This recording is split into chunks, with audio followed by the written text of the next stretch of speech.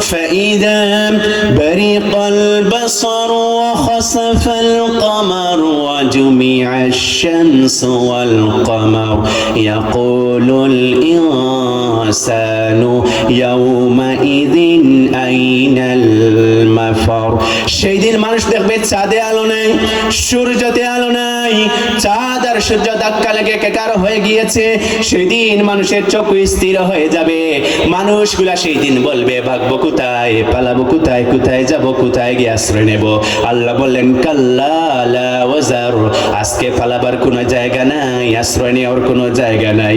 ইলা রাব্বিকা ইয়াউমাইযিনিল মুস্তাকার, রবের আশ্রয় ছাড়া আজকে আশ্রয় নেওয়ার আর কোনো জায়গা নাই, আর কোনো জায়গা নাই, সব শেষ। ইয়াউমাল কিয়ামাতি হুফাতান ওয়া উরাতান গুরলাম, নবীজি আমার বলেছেন কবর থেকে মানুষগুলো উঠবে খালি পায়ে, খতনাবিহীন অবস্থায়, বস্ত্রবিহীন অবস্থায়।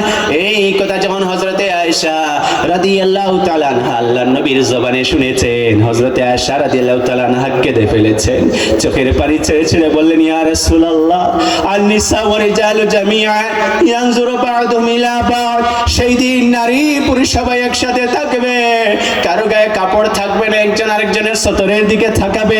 সেদিন কি লজ্জা হবে না, শরম হবে না? নবীজি আমার বলেছেন ও আয়েশা তুমি লজ্জার কথা বলো, সময়ের কথা বলো, কিয়ামতের ময়দানে তো ভয়ঙ্কর হবে। কার গায়ে কাপড় আছে, কার গায়ে কাপড় না, এটা দেখার মতো সাহস আর থাকবে না রে আয়েশা। কানা মিকদারুহু 50,000 সানা, 50,000 বছর হাশরের ময়দানে দাঁড়িয়ে থাকতে হবে। 9,30,00,000 বর্গ মাইল উপরে সূর্যটা মাথার অর্ধ হাত উপরে চলে আসবে। সূর্যের প্রচন্ড তাপে গুনাহগারদের মাথার মুগজগুলা নাক আর কান দিয়ে বেয়ে বেয়ে পড়তে শুরু করবে। পানির পিপাসায় গুনাহগারদের জিহ্বাটা লম্বা হতে হতে কুকুরের মতো নাভিস্থল পর্যন্ত নেমে যাবে। সেই দিন মানুষ পানির পিপাসায় সারা ময়দানে পানি পানি বলে সারা করে ফেলবে। সেদিন মানুষ ঘামতে শুরু করবে, কারো ঘাম হবে পায়ের টাকনু পর্যন্ত, কারো ঘাম হবে হাঁটু পর্যন্ত, কারো ঘাম হবে কোমর পর্যন্ত, কারো ঘাম এত বেশি হবে নিজের ঘামে সেদিন নিজেই সাঁতরাতে শুরু করবে। সেই হাসরের ময়দানে মানুষ একটু সাহায্যের জন্য দৌড়াদৌড়ি করবে। সন্তানগুলা মনে করবে এই দুনিয়ার জীবনে আমার মা আমাকে সবচেয়ে বেশি মহব্বত করত, ভাই মহব্বত করত, বাবা মহব্বত করত।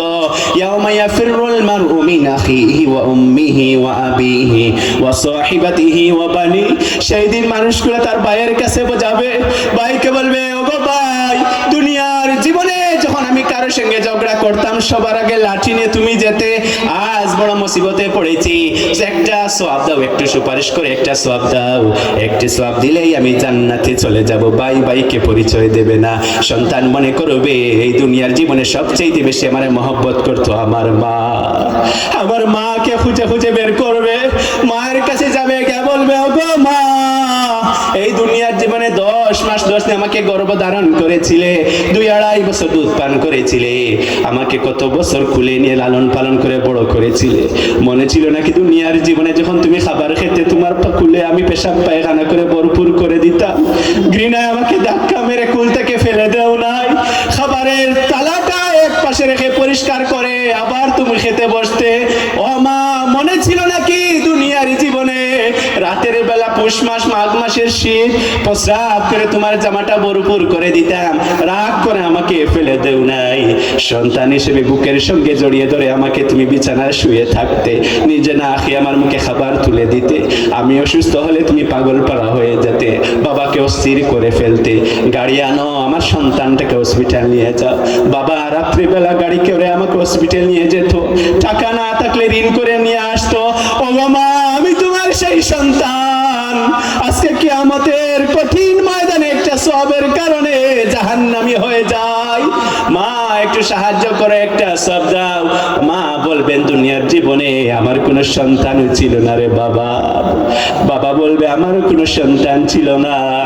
সেই দিন বাবা ও সন্তানকে পরিচয় দিবে না, মা ও সন্তানকে পরিচয় দেবে না, বন্ধু বান্ধব কেউ কাউকে পরিচয় দিবে না। সেই কঠিন হাসরের ময়দানটা একটা ভয়ঙ্কর হয়ে যাবে।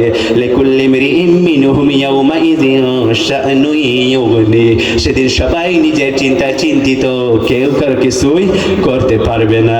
ইয়াউমা লা তামলিকু নাফসুন লিনাফসিন শাইআ ওয়াল আমরু ইয়াউমা